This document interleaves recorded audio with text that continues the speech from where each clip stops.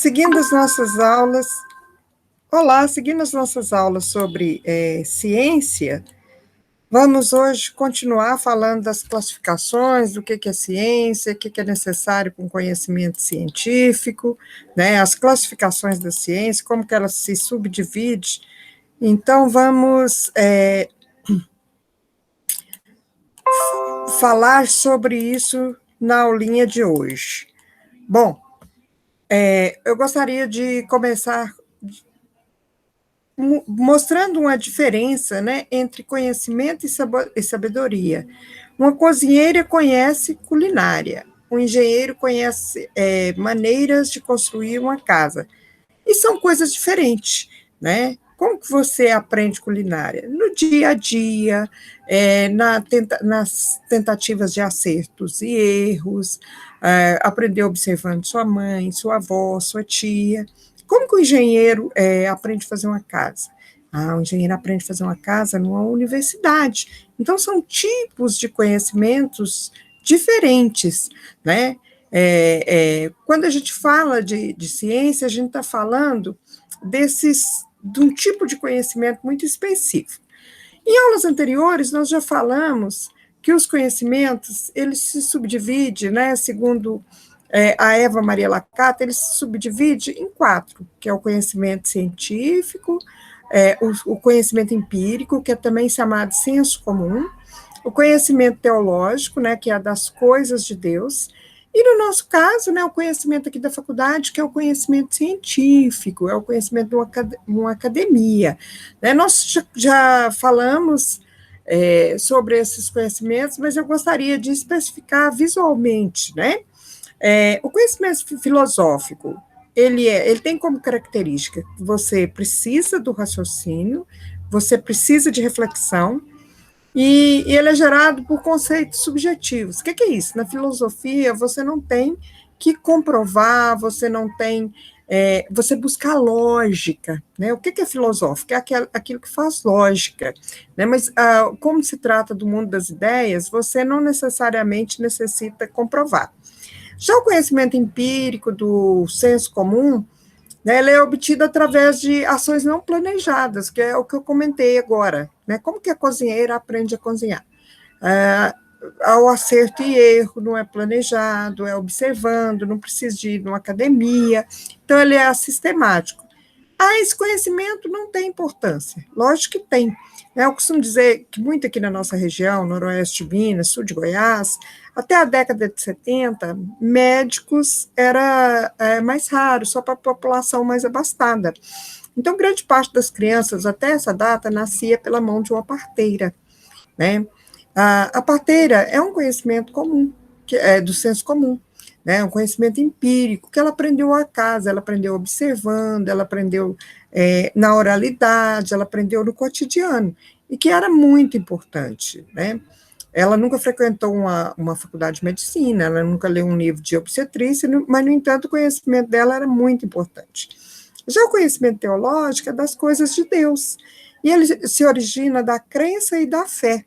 Né? E eu costumo dizer que ele é dogmático, que ele não aceita negociar, que ele não é comprovável, ele não é racional, né? Às vezes muito irracional, você está acreditando no invisível, você está acreditando naquilo que ninguém vê, né?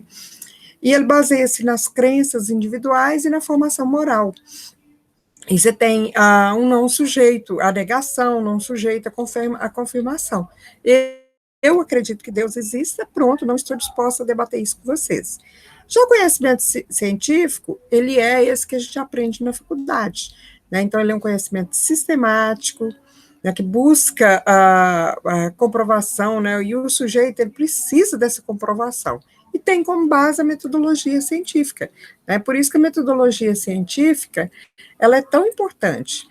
Então, nós já comentamos, né, em aulinhas anteriores, que a ciência é a palavra do latim que significa aprender ou alcançar conhecimento. Do grego, ciência significa conhecimento cientificamente fundamentado. Né, que é isso, você tem que comprovar, você tem que buscar exatidão, você tem que buscar a comprovação de tudo. E ele é caracterizado pelo conhecimento racional, sistemático, exato, verificável, metódico e falível. Né? Por que a ciência é falível? Porque a ciência erra, a ciência fica velha, né? Eu costumo dizer que a ciência tem data de validade. Essa é a característica da contingência da ciência. Ela tem datas de validade. E é a atividade que propõe a aquisição sistemática do conhecimento sobre a natureza biológica, social, tecnológica. Né? Então, ciência é a forma de você adquirir conhecimento, seja qual for a ciência. É a atividade, né, que propõe a aquisição sistemática do conhecimento, quer seja a que área for desse conhecimento. Né? E os princípios. O conhecimento científico nunca é absoluto ou final, pode ser sempre modificado ou substituído. Então, eu gostaria que vocês anotassem aqui que ciência é contingente, ela tem data de validade. Deixa eu dar um exemplo para vocês. No 19, se alguém dissesse, eu estou com tuberculose, ele estava fadado a morrer muito rapidamente.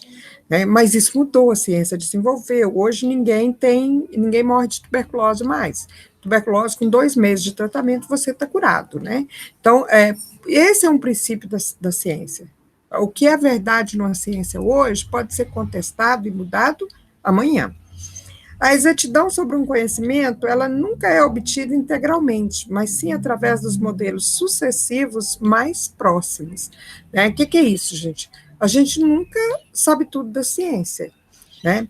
E a gente nunca vai ter uma verdade absoluta sobre a ciência. Por isso que ela está em movimento, aí que está a beleza dela, né? Porque ela está em movimento.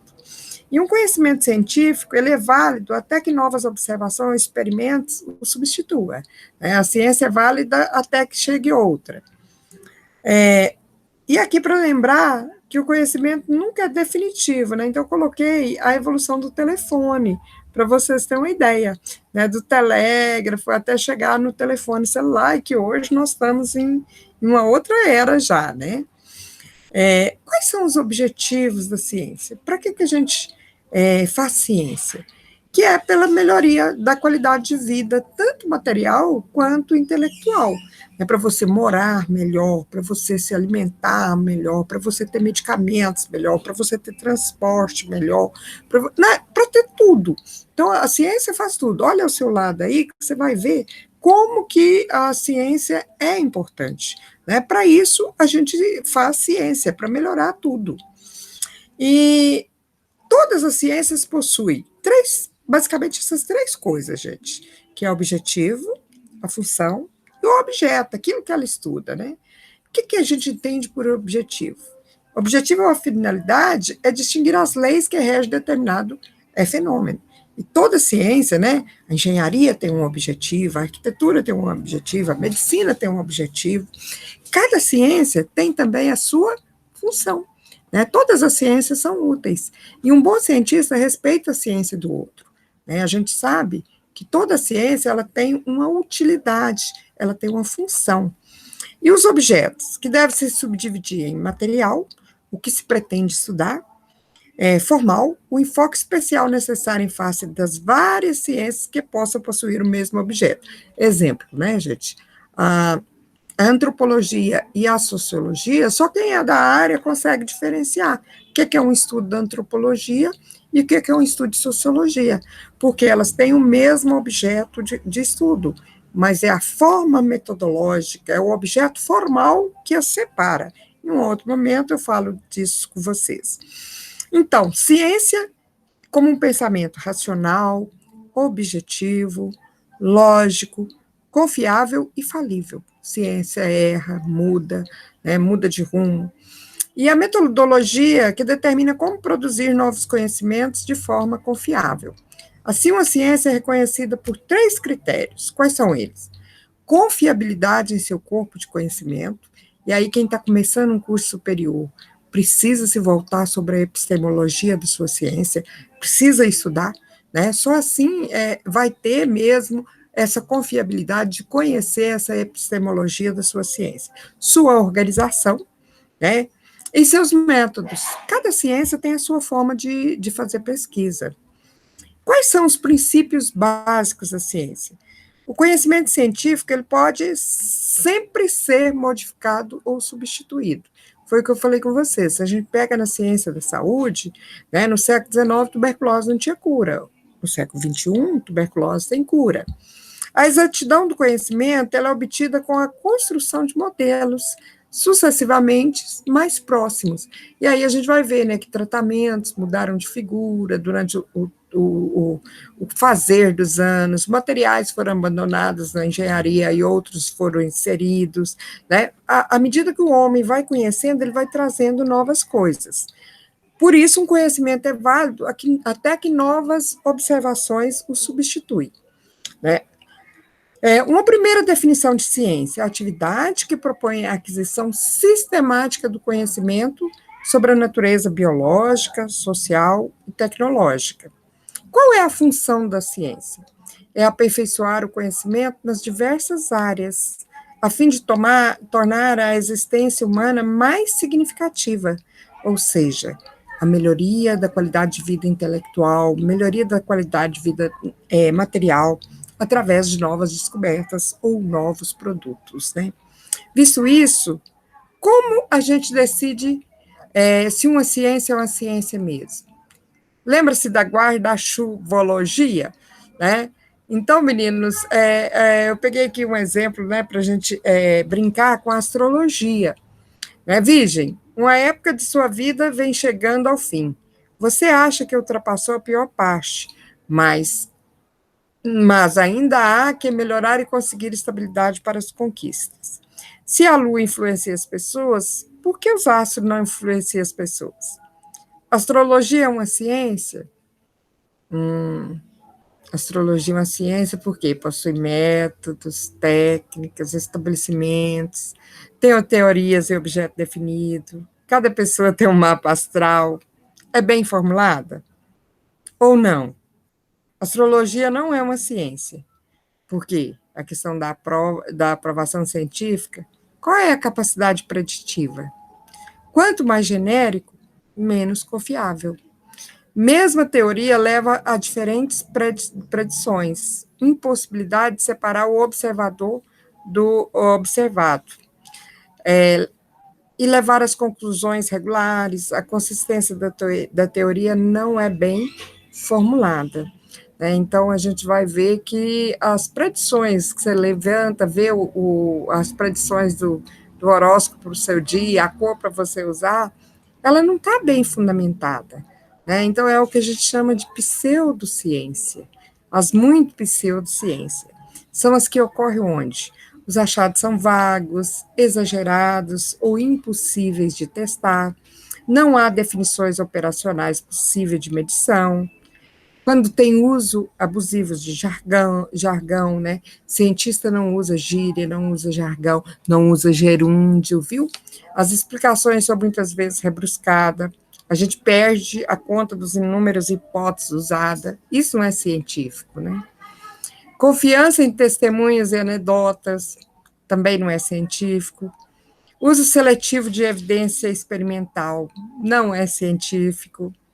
Responsabilidade de provar que não é válido é do crítico, e a gente tem evasões de crítica antes de publicar os resultados, falta de expectativa e de progresso e ataques aos caráter crítico.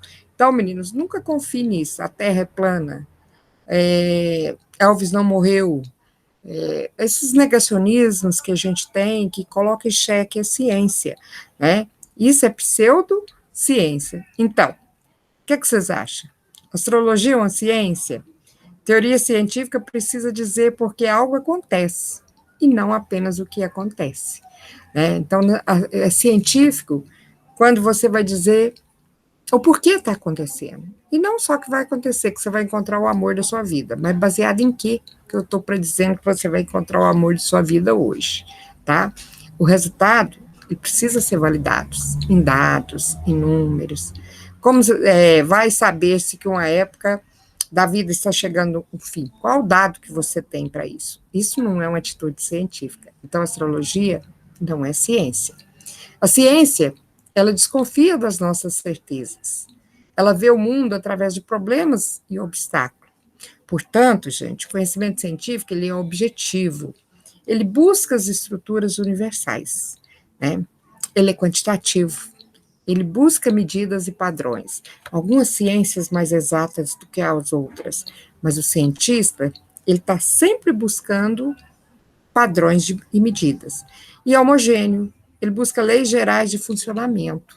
Né? A lei que funciona para um tem que funcionar para outro. É generalizador. Reúne coisas percebidas como diferentes sobre leis semelhantes.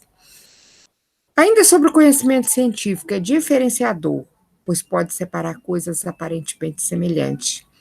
E só estabelece relação depois de estudar a natureza dos fatos. E procura apresentar explicações racionais simples e claras. Procura renovar-se, modificar-se continuamente, é construtivista. Todo bom cientista, ele está disposto a aprender sempre. Ele está disposto a começar tudo de novo, a testar hipóteses, a errar, tá?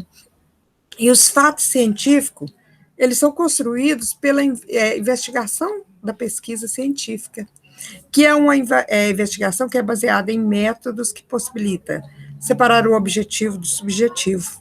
O que eu sinto e o que é uma verdade científica. Construir o fenômeno de maneira controlável e verificável. Demonstrar, provar os resultados obtidos. Não adianta eu dizer que 2 mais 2 são 4. Na ciência, eu tenho que demonstrar o caminho que eu cheguei para atingir esse resultado. Relacionar um fato com outro, formular uma teoria geral sobre o conjunto de fenômenos e fatos investigados. A teoria científica, ela é um sistema ordenado de proposições, baseado em um pequeno número de princípios. Serve para descrever, explicar, prever do modo mais complexo possível um conjunto de fenômenos, oferecendo suas leis. A teoria da relatividade. Quem se lembra de outro exemplo, né? Além disso, teoria científica diz que o que não pode acontecer. Limitações da nossa capacidade de explicação. Cientista não sabe tudo, ciência não explica tudo, né? Então, um bom cientista, ele está sempre com cautela em fazer predição. E produz o avanço do conhecimento. Eu sei hoje mais do que sabia ontem. Eu gosto muito dessa meta, gente. Hoje a gente tem que ser melhor e tem que saber um pouquinho mais do que a gente sabia ontem, tá? A validade de um trabalho científico. Para um trabalho ter validade científica é necessário, primeiro, enquadramento numa ciência. Se eu sou da medicina veterinária, eu não posso fazer um trabalho da arquitetura. Se eu sou da arquitetura, eu não posso fazer um trabalho das ciências contábeis. Então, o cientista de verdade, ele tem enquadramento na sua ciência. E ele não dá pitaco na ciência alheia, ele respeita a ciência alheia. Ele utiliza do método científico. E ele trabalha com a finalidade científica, com resultados que ele consegue comprovar, só assim, então, ele tem uma contribuição para o crescimento da sua ciência. Nós vamos dizer que a ciência, elas têm 3 concepções. Quais são elas? Racionalista, que ela prova da verdade dos enunciados sem deixar dúvida, exemplo, a matemática. Empirista, baseada na observação e nos experimentos, né, do testar, vem lá da medicina, desde a Grécia Antiga, toda a história natural, né, e é construtivista, que é a ciência como construção de modelos explicativos do mundo, e é uma razão como conhecimento aproximativo. Né? Eu costumo dizer que a ciência é a eterna busca da verdade, mas nunca a sua posse. Alguns conceitos de ciência, gente. Acumulação de conceitos sistemático, atividades que demonstram a verdade dos fatos experimentais, suas aplicações práticas, conhecimento certo do real pelas suas causas, conjunto de enunciado lógico e dedutivamente justificado por outros enunciados, e é um corpo de conhecimentos constituído em percepções, experimentos, fatos certos e seguros. Nada de achismo. Eu acho que vacina faz mal. Acho baseado em quê? Né? Por que você acha? Tá? E vamos falar da classificação e divisão da ciência. A complexidade do universo levou ao surgimento de diversos ramos da ciência. É necessário classificá-las para que seja por sua complexidade, por seu conteúdo, por seu objeto, por diferenças ou metodologia. A gente tem algumas classificações, como Conte, Carnap, Bung, né?